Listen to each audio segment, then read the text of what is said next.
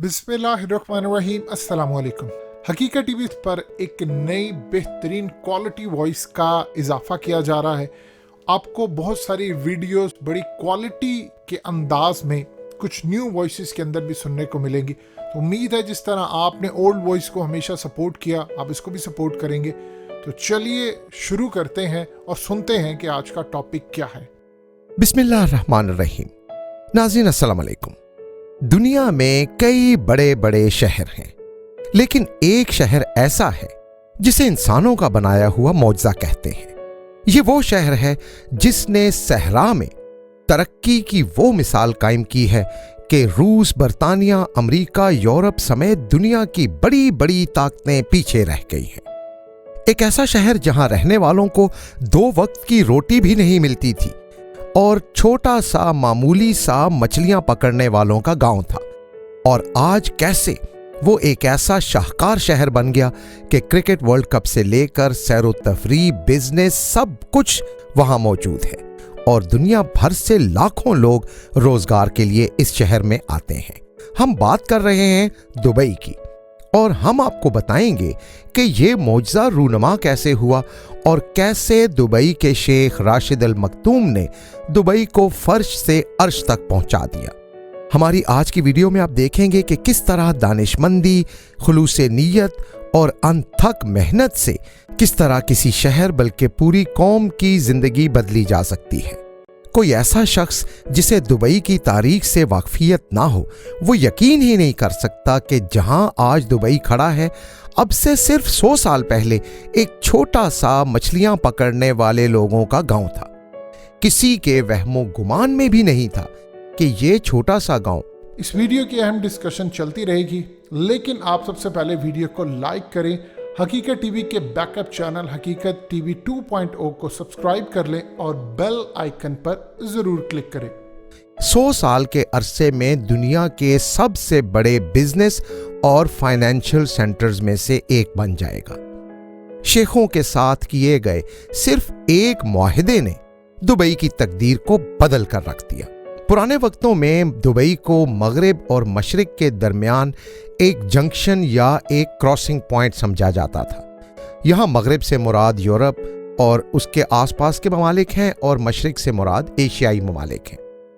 यहाँ दुबई का दर्जा हरारत बहुत ज़्यादा गर्म था और गर्मियों में तो 50 सेंटीग्रेड तक टेम्परेचर पहुँच जाता था और इसी वजह से यहाँ के रहने वालों के जहनों में भी तरक्की का कोई कॉन्सेप्ट ही नहीं था और यूं कई 100 सालों तक यहाँ का लाइफस्टाइल एक गांव से आगे नहीं बढ़ पाया था। लेकिन बरतानिया की ईस्ट इंडिया कंपनी के लिए ये इलाका अहम था, क्योंकि ये इलाका बम्बई की पोर्ट्स तक जाने के लिए रास्ते में पड़ता था। ये वो दौर था जब ईस्ट इंडिया कंपनी हिंदुस्तान पर हुकूमत कर रही थी। ईस्ट इंडिया कंपनी ने यहाँ रहने वाले शेखों के एक अहम खानदान के साथ एक मुआहिदा किया। ये खानदान अल मखतूम फैमिली कहलाता था और आज भी दुबई पर इसी खानदान की हुकूमत है। ईस्ट इंडिया कंपनी ने मुआहिदा ये किया कि इस पूरे समुद्री इलाके से गुजरने वाले बरतानिया के बहरी जहाज़ों को समंदरी कज़ाकों यानी डाकुओं से महफूज रखना है। 19वीं सदी के शुरू में दुबई उभरना शुरू हुआ और ये तब हुआ जब उस वक्त के हाकिम ने ऐलान कर दिया कि इस इलाके में जो ताजिर भी ट्रेडिंग के लिए आएंगे उनसे किसी किस्म का कोई टैक्स नहीं लिया जाएगा। ये ऐलान होते ही भारत और ईरान के बड़े बड़े ताजिर यहाँ मुंतकिल हो गए और यही वो टर्निंग पॉइंट था जिसके बाद दुबई की किस्मत बदलने लगी। अब दुबई को एक कुदरती एडवांटेज भी है। पोर्ट के इलाके से एक कुदरती नहर सी निकलती है जो शहर के अंदर तक चली जाती है। तो फायदा इसका ये होता था कि तजारती बहरी जहाज बंदरगाह की बजाय सीधे शहर के अंदर तक चले जाते थे। कुछ मजीद अरसा गुजरा तो दुबई की बंदरगाह पर्ल्स की तजारत के लिए भी मशहूर हो गई, क्योंकि इस इलाके में कुदरती तौर पर समंदरी मोती यानी पर्ल्स भी पाए जाते थे। लिहाजा मजीद ताजिर भी इस तरफ आने लगे और यूं होते होते ये इलाका एक बिजनेस सेंटर बनने लगा। لیکن پورٹ سے دوسری طرف دبئی شہر کی اپنی زندگی ابھی تک ایک گاؤں کے جیسی ہی تھی۔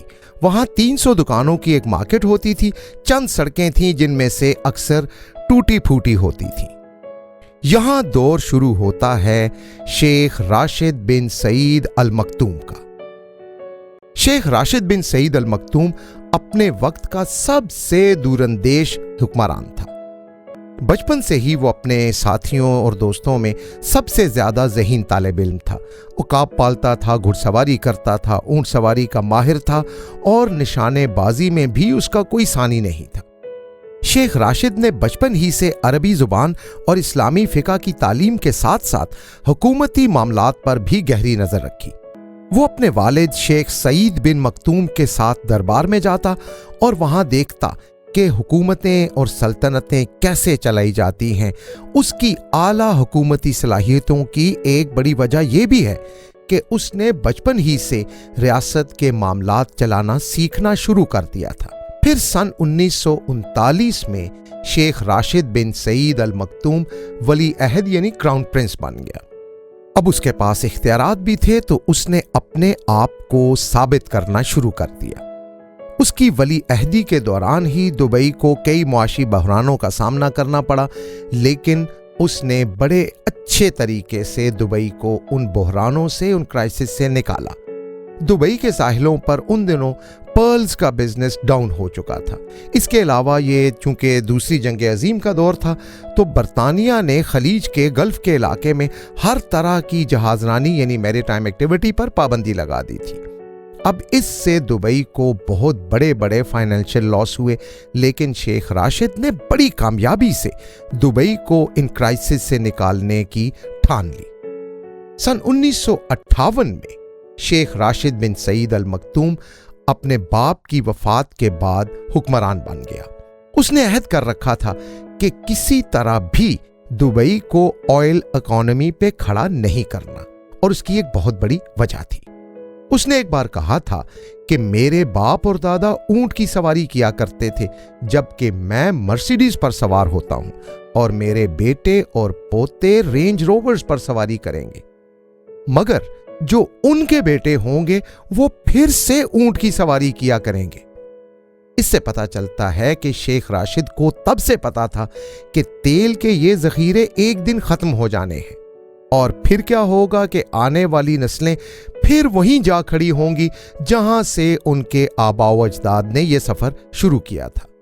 تو پھر شیخ راشد نے یہ کیا کہ اس نے پوری زندگی کا مقصد ہی بنا لیا کہ دبئی کو معاشی طور پر مضبوط کرنا ہے اور ڈیولپ کرنا ہے۔ طریقہ اس نے یہ اپنایا کہ دبئی کے وسائل کو خرچ کرنے کی بجائے دبئی پر ہی انویسٹ کرنا شروع کر دیا۔ تیل سے حاصل ہونے والی رقم اپنے ملک کی ترقی پر لگائی۔ جب پرلز یعنی موتیوں کا بزنس نے عروج پکڑا تو اس نے وہ پیسہ اپنی پورٹ کی ترقی پر لگا دیا۔ اس نے پکا ارادہ کر رکھا تھا کہ دبئی کو ایک انٹرنیشنل کمرشل ہب کے طور پر دنیا بھر میں منوانا ہے۔ پھر اس نے انٹرنیشنل لیول کی مارکیٹس بنائی، بزنس مینوں کے لیے بہت سی سہولتیں پیدا کی، اور اس نے دبئی میں ایک ایسا ماحول بنا دیا کہ دنیا بھر سے انویسٹرز خود ہی آ کر دبئی میں انویسٹ کرنے لگے۔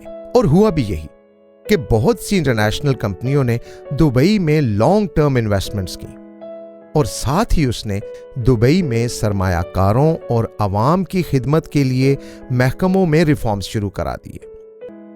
اس نے لینڈ ریفارمز کیے، پولیس، کسٹم، بجلی، پانی، قانون کے محکموں کو آرگنائز کیا تاکہ عوام اور انویسٹرز کے لیے سہولیات پیدا ہوں۔ ساتھ ہی اس نے دبئی کریک کو یعنی جو ساحل کا علاقہ ہے اس کو گہرا کروانے کا کام شروع کروا دیا، تو اس سے بڑے بڑے تجارتی جہاز حفاظت سے تیرتے ہوئے شہر کے اندر تک آنے لگے۔ اس دوران اس نے دبئی شہر میں جدید انداز کی بڑی بڑی عمارتوں کی تعمیر شروع کروائی، اور دنیا بھر سے سستی لیبر کھچ کے دبئی آ گئی۔ آگے چل کر اس نے دبئی انٹرنیشنل ایئرپورٹ کو ایکسٹینڈ کرنے کے منصوبے پر کام شروع کیا۔ یہ وہ وقت تھا کہ جب بیرونی انویسٹرز آہستہ آہستہ اپنے ہاتھ پیچھے کھینچ رہے تھے۔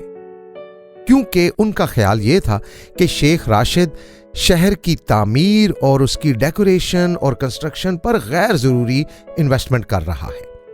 لیکن اسی دوران دبئی میں تیل کے ذخائر دریافت ہو گئے، اور یوں قسمت نے ایسے موقع پر شیخ راشد کا ساتھ دیا کہ وہ سرمایہ کار جو انویسٹمنٹ لے کے بھاگنے کے چکر میں تھے، وہ نہ صرف پھر اپنا سرمایہ دبئی میں انویسٹ کرنے لگے، بلکہ تیل کا سن کر دنیا بھر سے مزید انویسٹرز بھی دبئی کی طرف آنے لگے۔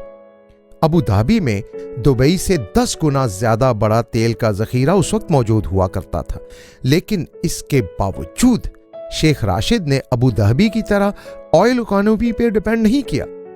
اس نے سب سے پہلے تو تیل کا ذخیرہ دنیا کے سامنے رکھ کر دنیا کو مجبور کر دیا کہ آؤ اور یہاں انویسٹ کرو۔ اس کا نتیجہ آج ہمارے سامنے ہے۔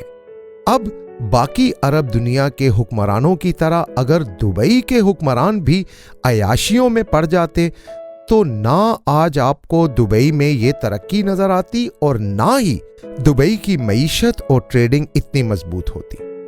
شیخ راشد نے ایسے قوانین بنائے جس کی وجہ سے دنیا کی تمام قومیتوں کے لوگ آسانی سے دبئی آ کر اپنے مذہب کے مطابق اپنا لائف سٹائل مینٹین کرنے لگے۔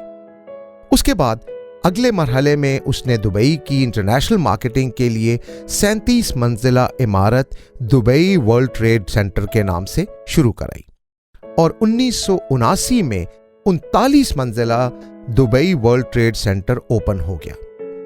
لیکن بین الاقوامی میڈیا اس کا مذاق اڑا رہا تھا کہ دنیا میں پہلے ہی 100 منزلہ عمارتیں موجود ہیں تو ایک 39 منزلہ عمارت کی ان کے مقابلے میں حیثیت ہی کیا ہے۔ لیکن شیخ راشد کو یقین تھا کہ ایک دن دنیا دبئی کو سیریسلی لے گی۔ بدقسمتی سے 1981 میں جب ان کا انتقال ہوا تو قیادت نوجوان شہزادے محمد بن راشد المکتوم کے ہاتھ میں آ گئی۔ باپ سے بھی زیادہ پیشنٹ بیٹا تھا۔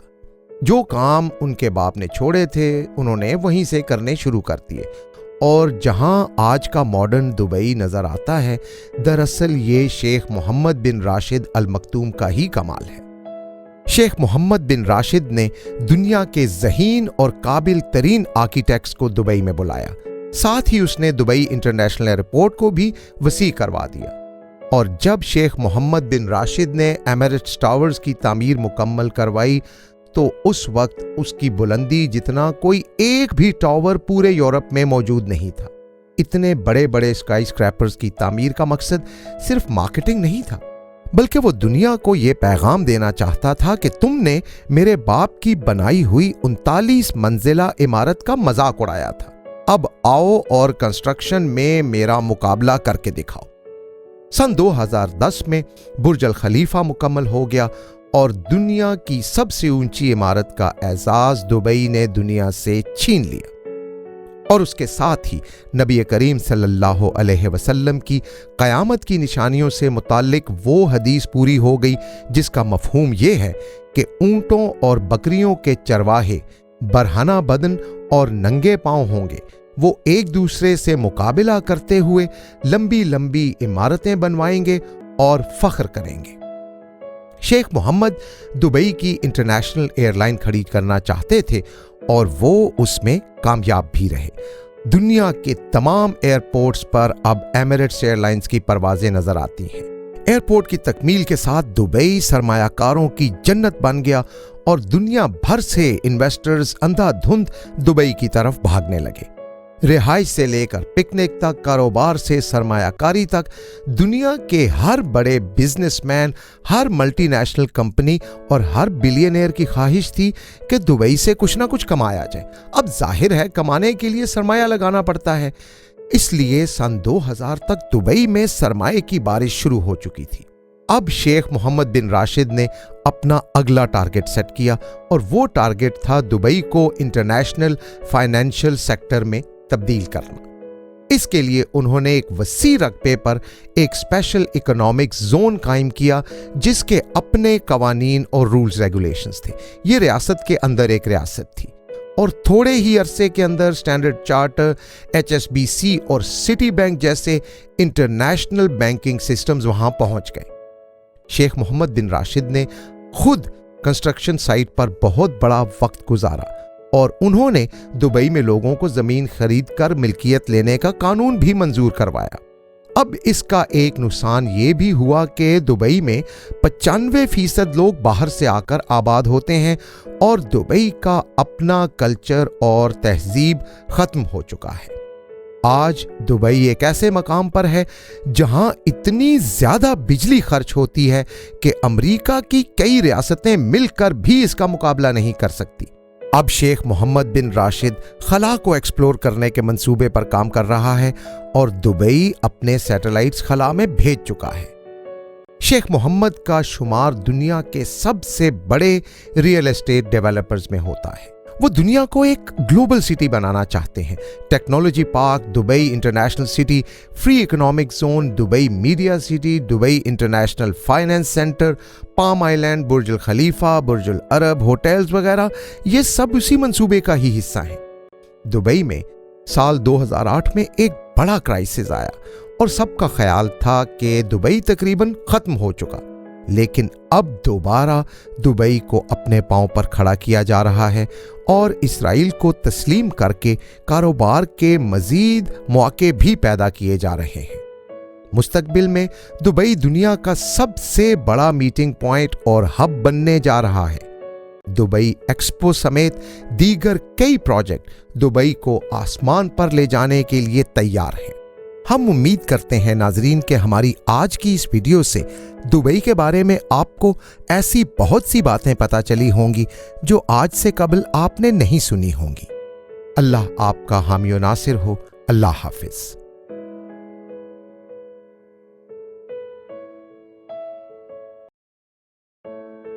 हकीकत टीवी के बैकअप चैनल हकीकत टीवी 2.0 को सब्सक्राइब करना मत भूलिए। वीडियो को लाइक करें, शेयर करें और कमेंट सेक्शन में अपनी राय का इजहार जरूर करें।